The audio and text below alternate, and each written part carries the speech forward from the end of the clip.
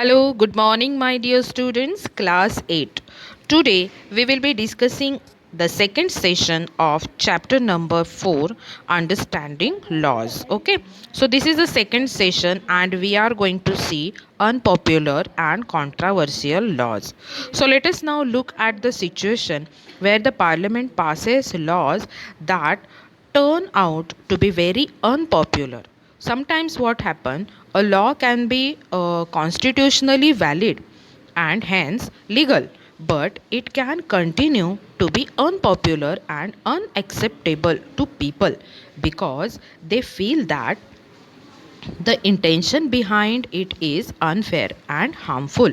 Hence, people what do? People might criticize this law, hold public meetings, write about in the newspapers, report to TV news, as well as the channels, etc. So, in a democracy like ours, citizens can express their unwillingness to accept repressive laws framed by the parliament.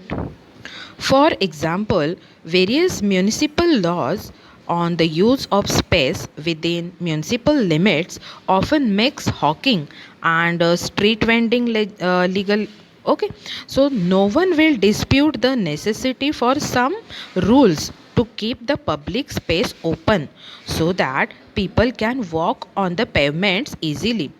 However, one also cannot deny the hawkers and vendors provide essential services cheaply and effectively to be the million livings in a large city. This is their means of livelihood, means that is the uh, income source for their livelihood. Yes, so hence if the law favors one group and discards the other, it will be the controversial and lead to the conflict. So people who think that the law is not fair can approach to where? To the court.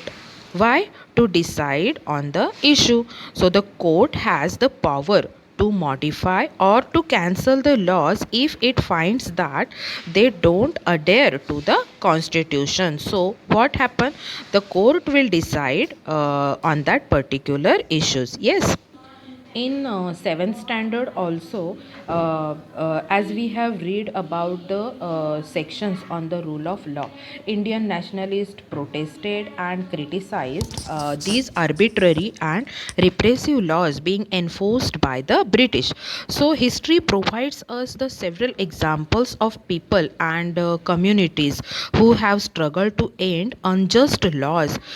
In your class 7 book also, you read of how Rosa Parks and the African American women refused to give up her seat on a bus to a white man. Yes, do you remember that?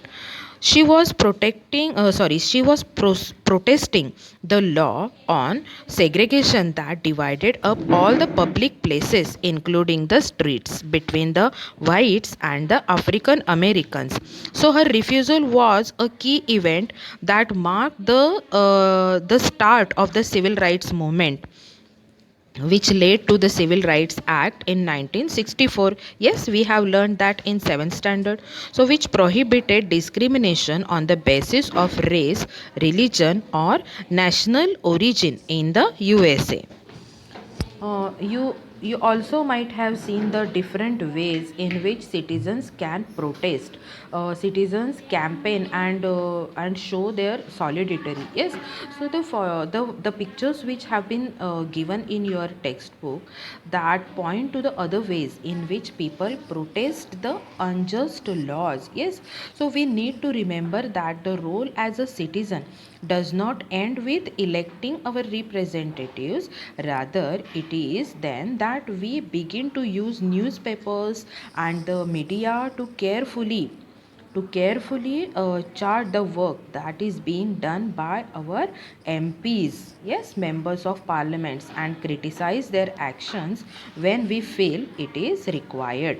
Thus, we should bear in mind is that it is the extent, involvement, and enthusiasm of the people that helps Parliament perform in the representatives' functions properly.